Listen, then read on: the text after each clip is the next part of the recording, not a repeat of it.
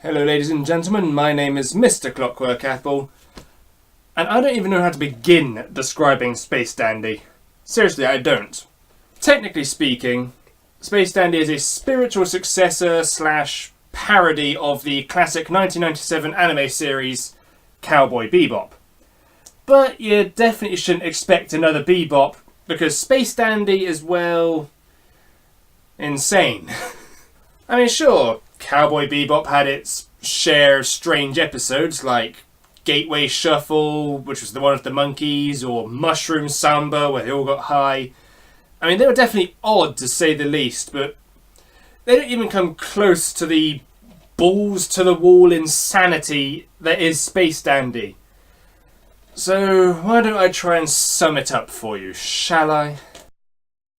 Now, the main problem with trying to explain the story of Space Dandy is that it has absolutely no continuity.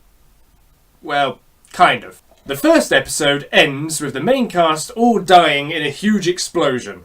The second episode opens on them saying, "Wait, didn't we all just die?"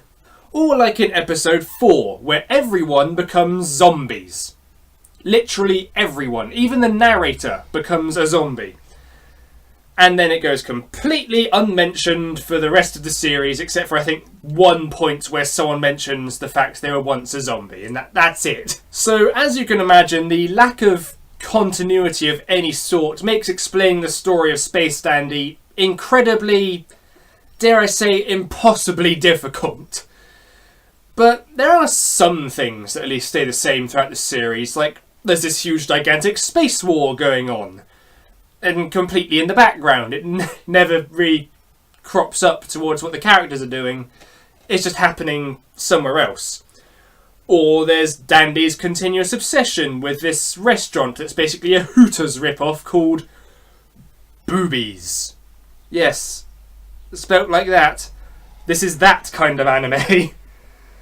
So, I'm just going to move on to the characters because they're actually easy to explain, shall I? So our main character is Dandy. That's this guy here. Dandy is lazy, lecherous, and generally kind of useless at his job. He never even tries to do his job. And all he wants to do is fulfill his lifelong dream of earning enough money to retire and basically spend the rest of his life at boobies. Again. I can't believe this anime actually calls it that. That is so difficult to talk about this series when you have to mention that word. It's ridiculous. But of course, Dandy isn't going this alone. Travelling with him is QT, an outdated vacuum cleaner robot, and Meow, a cat-like alien called a Beetlejuician. Meow is basically just as lazy, if not lazier than Dandy, and basically spends all his time fiddling around on his phone. He's basically the sci-fi equivalent of a modern-day teenager. And QT, he's the only member of the trio that actually tries to do his job, but he isn't actually very successful at it on account of being a vacuum cleaner. I'm not kidding, he is literally a vacuum cleaner with an AI personality for some reason. It doesn't make any sense, but I don't care. Now you're probably wondering exactly what it is the trio do. Well, basically their job is to go out into space, find rare aliens, capture them, and bring them back again for cash money. That's literally their job. They just go out and find rare aliens. As I have mentioned, they're all kind of crap at it. And in order to get the rare aliens and get the money for them, they have to talk to a different character, Miss Scarlet. She is the no-nonsense, overly serious foil to the Dandy crew, as well as the unfortunate person that has to process all of the rare aliens that they find. Then there's Honey, the bouncy, bubbly waitress who works at Boobies. Yes, I'm going to do that every time.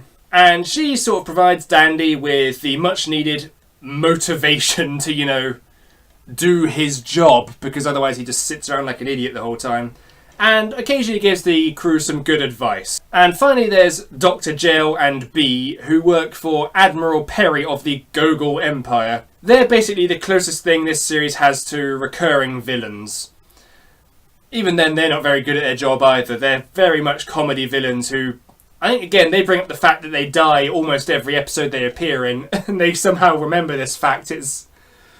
There's even an episode where one of them gets depressed because every week they just get killed over and over and over again. It's pretty funny, I must admit. And of course, there's plenty of characters who appear in a single episode and then never appear again for the rest of the series. All of the recurring characters are highly entertaining, and I never really get tired of seeing them on screen. There's always a joy when they pop up, seeing them just be themselves.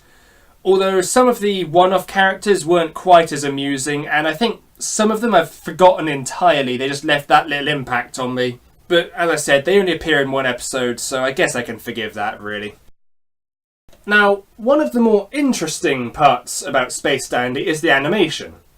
And the reason this is because every single episode had a different art director, which means that no two episodes look exactly the same.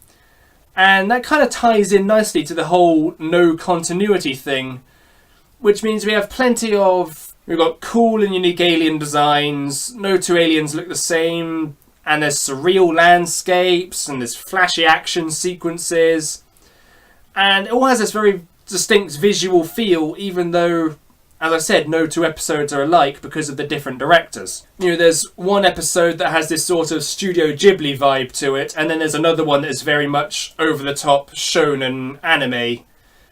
You know, like One Piece or Dragon Ball, something like that. There's also the music and the voice acting. It's pretty damn good too. I can't think of any voices that I didn't really dislike. There was a few that maybe it took me a while to warm up to, but there was none I think I actually hated. Oh, except maybe one, I must admit, but that was only a one-off character anyway, so that doesn't matter too much again. And the opening theme to this series, I just really cannot get enough of. It is pretty damn catchy. Now, if there's one thing I have to complain about in this series, it's what I call spectacle episodes. And these are episodes that focus mainly on the creative visuals and bizarre alien planets, instead of actually just doing anything. There's lots of standing around looking at the, you know, unique designs and stuff, but... And they're nice, you know, they're nice to look at, but just nothing happens, and it can get kind of boring. Fortunately, there's only a few of those episodes, and some of them actually are quite entertaining just from the sheer creativeness alone. But a couple of them, I kind of just wish I could skip over them, you know? So overall, those few episodes not included, Space Dandy is a complete riot, and one of the funniest anime series around. It's got surreal visuals, black comedy, plenty of memorable moments, and it's definitely worth looking out for if you like weird anime, or if you just have an odd sense of humour like I do. And if you liked the more bizarre episodes of Cowboy Bebop, then you'll probably like Space Dandy as well. And if you've never seen Bebop, you'll still probably like Space Dandy, it's just that good. Although, if you aren't into odd humour, or if you get turned off by the over-the-top fan service, which this series has quite a lot of, then I can definitely recommend avoiding Space Dandy because... As I say, it's just got loads of odd humour and fan service. If you're not into that, you're just not going to like this. I can safely say that. So, with that over and done with, I will see you again next time. I have been Mr. Clockwork Apple. Stay dandy.